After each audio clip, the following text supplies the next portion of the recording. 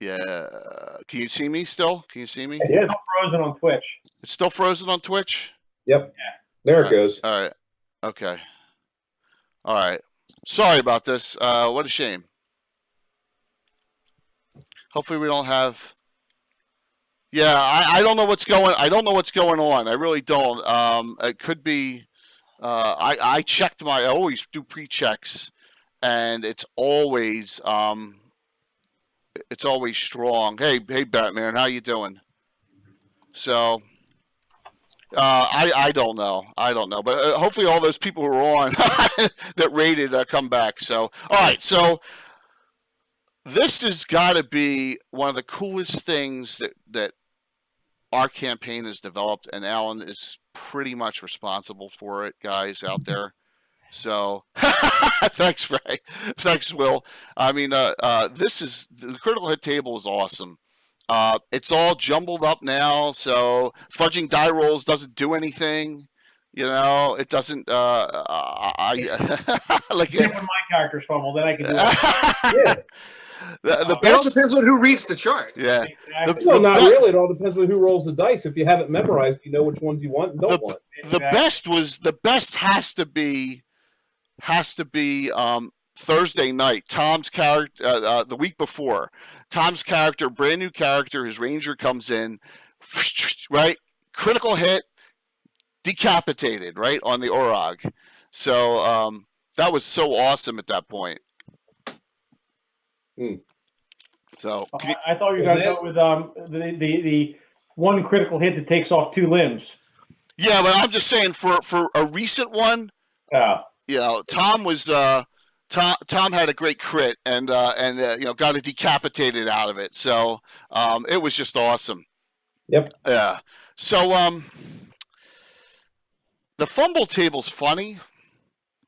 Okay, and I hate to say it, but he's not here to defend himself. But let's start right on. I got some old pictures of us going up top. What's that? Bill? Yeah, you're frozen again, Jay. Jesus God. Unbelievable.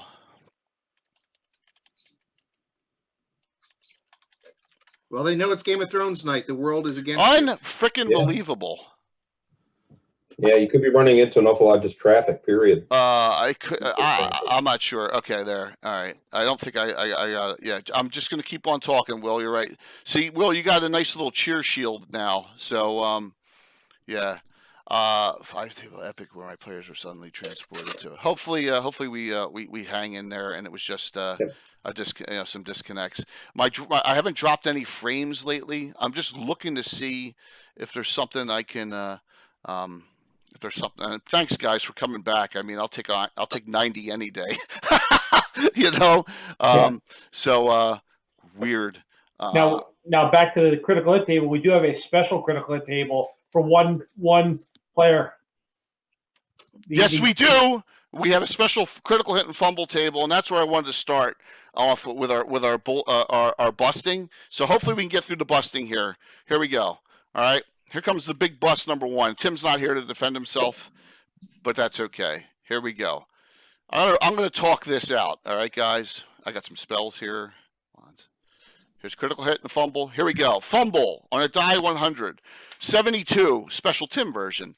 Pull shoulder muscle -8 strength unless you were a Tim character. You say that you were not careless enough to pull any muscles. In fact, you were so well stretched for battle, you insist on showing your opponent just how flexible you are. During every swing, you act like Neo in the Matrix and avoid every swing that comes your way by dodging in and out of the incoming swings. This is all Alan, by the way. In fact, it went. So, yeah, it flipped. So that's okay. This one's just as good. Yes, hit stuff and groin stone 1 to 2 rounds, -5 strength, -2 dex for 1 turn, unless you are a Tim character. Then you're immune to the effects of the fumble because you're so tough. In fact, you were so tough to show how tough you are, you stand there for the next 3 rounds yelling at the opponent. You were so tough you fear no pain. You do not attack for the next 3 rounds, do nothing to avoid attacks. In fact, you try to intentionally move into the swing to feel the full brunt of the assault and relish in your toughness. This basically gives you armor class 10 for the next 3 rounds. So, So those are those are some of the special. There's one more coming.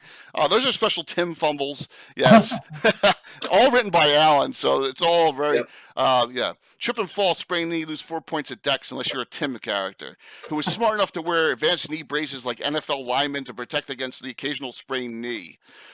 Unfortunately, when you fumbled, you smashed the brace into the floor and damaged it. Now it's not possible to remove and is stuck at a 90-degree angle. Yes.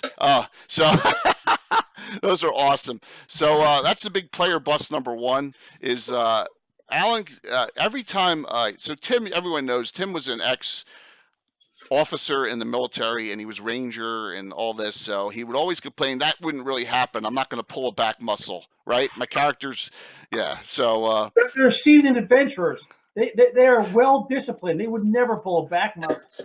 They're well disciplined VCs. Yeah. Right. So Alan said, "I've had enough of this. I'm going to create these special off the fumble table." And I think Rox said we gave it to Rox, and Rox finds them hysterical. So yeah, that was one of them. I think I've calmed down now on far as hey Lo, there's Mr. Happy. So Lo makes our older Bill look like Mary Poppins. I love Lo. Lo is Lo also plays for Alan, who probably doesn't know. Lo plays basic games and streams them. Plays Gamma World, plays White Plume Mountain, the original. Does a lot of cool stuff. So I got one more thing I got to do on Streamlabs. So guys, that's a good one. We went right for the jugular on that one, didn't we? Went right to it. Let me. No, that's not even bad. We got a lot more coming. Yeah, absolutely. So, guys, one more quick selfless promotion while I'm alive here. So we're at 904 followers already, and thanks to Legends of Adventurous for hopping and Gratuitous RP for giving a lot of their followers coming on over the last couple of days. I got new ones coming. I fixed ones. This is our 1,000th follower celebration thing. A Lord Gazumba mouse pad. I know it's really hokey, but the blue they're sending more without the blue border around it. But I have a bunch of Lord Gazumba mouse pads I'm going to be giving out to 1,000 followers. Still should be a Lucerne hammer on there. It's a Warhammer. It's one of the first rules we screwed up when Jay and I were playing in the 70s. All the clerics had Lucerne hammer. That's a good one. That's a great one, Alan. So weapon. Yeah, do you guys remember the box set, the original box set with the chits in it? I mean, a lot of you old schoolers do. Yeah, I had one. Yeah, so they didn't tell much. They didn't describe polearms. I mean, remember in the Unearthed Arcana book, they put a whole list of what the polearms actually looked like because no one knew. Yeah, pictures of them too. Actually, yeah, get that out, man. So I've got a better reference for it because I think that this one. So anybody that actually, if you remember these. So this actually gave a breakdown right in the middle of all sorts of different types of armor. And then all sorts of like helms and stuff. And then you got into actual pole arms. And you'll notice, I think it's in here. Yes, the Lucerne hammer. There it is. Nice. It does not look like a hammer. No. Maybe some of it. Has a big spike on one end and two big spikes on the other to shove it in somebody's eye. Yeah, but we knew clerics had to have blunt weapons, so yeah, and that was the one that did the most damage. Hey, look at this one. This one does more damage than a cheesy club or a hammer. Let's pick this one, Lucerne hammer. Every cleric had a Lucerne hammer, and that's like 78, 79. This is before the campaign really existed. Didn't even talk about the Order of Ulick at that point. We were just doing modules.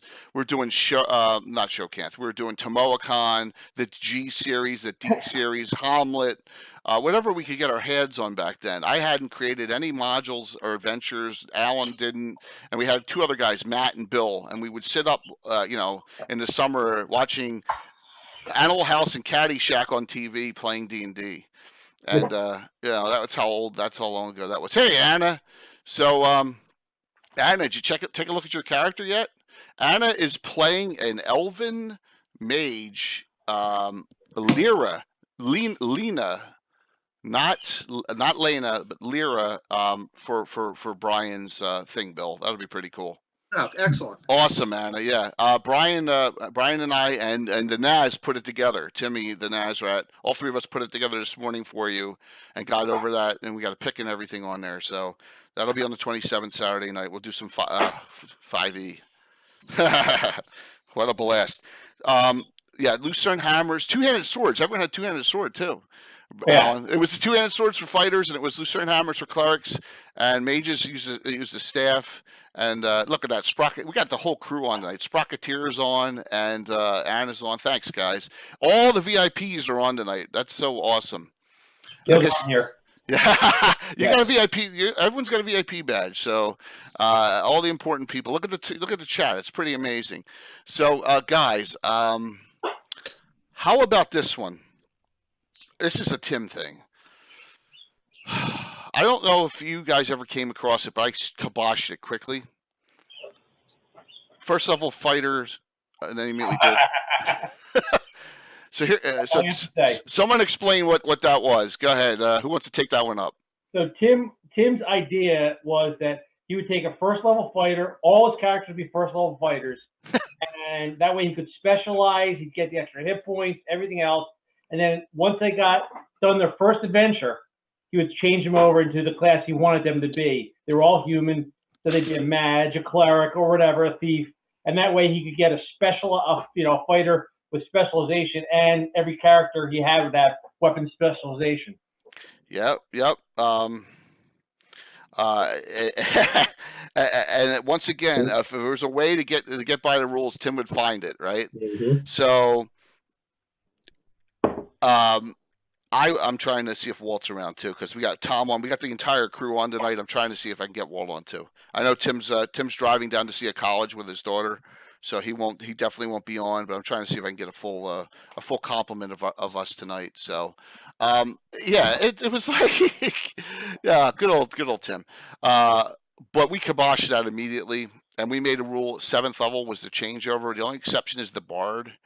There's a rule for the bard where you go fighter, then you go thief, then you go bard in the old first edition rules in the player's handbook back here. So that was the only exception. And Gwendolyn is that way, right, Mark? Yes. Yeah, she stopped actually at 5th level fighter. Right.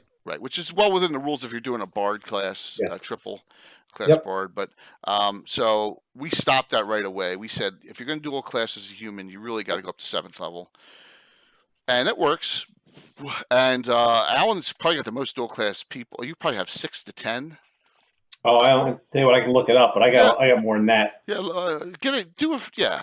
Zizix. Yeah, go ahead. Tell us. I bet the number's probably closer to 15. So, Batman, you're asking a question. I know you're fairly new here. Our campaign is 39 years old. We started in 1981 officially when we started logging adventures. Alan and I played in 78, 79 to start. I played with Tim and Walt in 80, 81. Then Mark came on in 83. Tom came on in 87. Yes. Bill's the guy building is the youngster of the group. He came on in 1992. And we've had some other people filter in and out. So we're on our 848th adventure. Okay. So yes, hey Batman. Yeah, Anna Meyer's on. Anna's I appreciate it, Anna. Thanks a lot for that. And Anna and I were on chatting late last night too. We were BSing on Zoom together last night, just talking to trash there. So yeah, so if you haven't followed us, please throw us a follow. We'd appreciate it, because we're only getting started here, man. We should explain real quick for Batman. It's not the same actual characters. There's multiple groups, multiple characters that we've played through the entire length of the campaign. Yeah, it's a developed world. It's not just a campaign. Yeah, and a lot of stuff that we have a lot of vids up, Batman. But I know you've caught a lot of shows recently. If you really, and Rox takes advantage of this too. Twitch, even if you're a Prime member, even if you're a partner or an affiliate, like we are affiliates, it only keeps vids for 60 days. I put a YouTube mirror up So it's Lord Space Gazumba there. So it's all of the old vids are on there too. So if you want to catch something really old, you have to go to the Lord Gazumba YouTube mirror. Just that's all the vids eventually end up there because Twitch won't keep them. So, but that's a good question. How's the campaign? And the campaign's going great, and we're having a blast. This last adventure, guys, what do you think with the druids? It's going pretty well, right? Yeah, it's terrible. You got an artifact you're holding. It's I'm terrible. holding it. Doesn't mean I'm keeping it. Yeah, we You may not let me get rid of it. So well, we'll see. It's going to be interesting, that adventure. We'll talk about that at the end. You guys may be off, but I'll talk about it with the audience at that point. Only 5, Jay. Really? Yeah. Zizix, Mistis, that's even counting Pendy. Yeah. And then it's Jetta and Kelvin. Who else? Pendy, Kelvin. Who else is the other one? Jetta and Mistis. Wow, I thought you had more. So did I. You got a lot of multi-classers too, like Arathorn and Arcturus, and okay, and your dark elf. She's a fighter necromancer, so you do have a lot of multis too, but not duels. I thought you had more duels than that. So did I don't Wow. Okay. Well, and you have the most player characters, I think. You have like 65. All right. So Batman, he's got 65. What's that? I have 67. 67 characters in the campaign Alan has. Okay, just to put it in perspective. So, dual classing, first edition, second edition. Now, guys, let's talk about this too. This is a general, we're talking 1E, 2E, but this will apply to 5th edition. This will apply to NAS and Roxuder's 3.5 and all this other stuff. Take this and run with it in your own games. This is just meant to be generally specific. We're just giving you examples of what we've done over the years in homebrew. But take it and run with it. If you find something, and I know Rox is pilfering, and pilfering's a good thing from us, from other people, from Carlos Lysing, he's pilfering, and that's great. And you make up your own game off that, and that's the whole idea behind this discussion is for us to, we're going to give you our knowledge and run with it, and that's and I think that's why we have over 100 people on, and I really, guys, thank you so very much. I mean, this humbles all of us. Wouldn't you guys all say? I mean, we'd never. This has just been fantastic. I'm so thankful for everyone out there and their support. So what do you think about, here's a big one. Does anyone understand the souls versus spirits thing in 1E, 2E? Mark, what do you think? So I think that the concept behind it, soul versus spirit, was really attended to like spirit being half orc as well as elven. And I think personally, because both of those types of races, if you will, were considered to be probably the top end, and so they had to put some sort of limit to it. So, as we found, and I know I preach with my players about 1E, 2E, that the game was really about balance more than anything else. And so the concept was that, you can't raise elves or half orcs. Half orcs have some pretty nasty types of stat changes that they can do. Elves, obviously, at the time for 1E, were a little bit limited in what they could do class-wise. And then when Unearthed Arcana came out, it kind of blew all that out of proportion because it just made more sense. I mean, like, you couldn't be a druid unless you were an NPC in original 1E with just the player's handbook, and then which made no sense because you have Sylvan elves that obviously a lot of them would be tree worshippers and were nature worshippers. So a lot of that went away. But I think that once again, it was just Gary's way of just being able to provide some balance into the game itself. From what I've gathered in some of the research that I've actually done about some of the things that they would play, most of, if not all of them, were human-based. They didn't play a lot of demi-humans. They just allowed for it within their actual campaign settings. Yeah, what really bothered me about the whole thing was half-elves could be raised, but half-orcs couldn't. I never got that. Mm-hmm. That one bothered me. I can understand elves, but the half-orc versus half-elf thing with the human blood, I didn't understand. I didn't understand that, and I don't know. I don't know if any of you have a reasoning behind it. Why you technically you couldn't raise half-orcs, but you could raise half-elves. So we just got rid of it. So what do you think, Bill? Do you have any idea? no, I mean, I as long as I played, in all the variations and campaigns, we never use the rule. If anything can be raised. Yeah. Because ultimately, your character is going to die. How many characters go through a career without dying? Right. Yeah. And if I'm going to spend the time, I at least want to have a character that could be raised at some point if necessary. Hey, Garth Warmonger's never died. Just wait. Yeah. If you kill him, Oh, That's because Jay's afraid of the pillow, Alan. So, Walt at the end of the night, I think after we went, I'm diverging or whatever here a little bit. Thursday night we got offline, and Walt and Bill were talking, and it's like, is the comet coming for Schlem and Meal? Bill, that's Walt's great old, and Walt said to Bill something to the effect, "I don't care what he takes, I just want to play the character again." Right, yeah. Bill? Oh yeah, I mean, he's got a character he's been using for 30. Well, he hasn't probably played in 20 years. If not longer, and he wants to use the character, and I don't blame him. So, but the game has changed since the last time Schlemmen was used too. Yeah, absolutely. So I'm going to say this. So Will just said something. Will, hey, you know what? Everyone's got their thing, and I'm telling you, what we're gonna do here is we're gonna all go together and move up together. I've been talking about this with Frank, and any other who wants to. We're gonna get a collaborative of streamers, and we're gonna put them all together, and we're gonna all rise together. Trust me on that. So and that's what the DM's roundtable is about in 2 weeks, and we'll talk about that at the end of the show too. So yeah, that's Rocket. I mean, Lo. I have no. See, Lo. It's too bad. Lo would be the guy that could get Islandfeld back to the game. Trust me. He's chain smokes while he's streaming, and he's grumpy, and it's great. He'd be the guy that would get Islandfeld back. Trust me. I'll just give Islandfeld to him. Speak about that. Yeah. Look at the picture up right now. The ironies of things. Yeah, we'll give Islandfeld to him. So would exactly. He be picking the other side of his nose? Yes.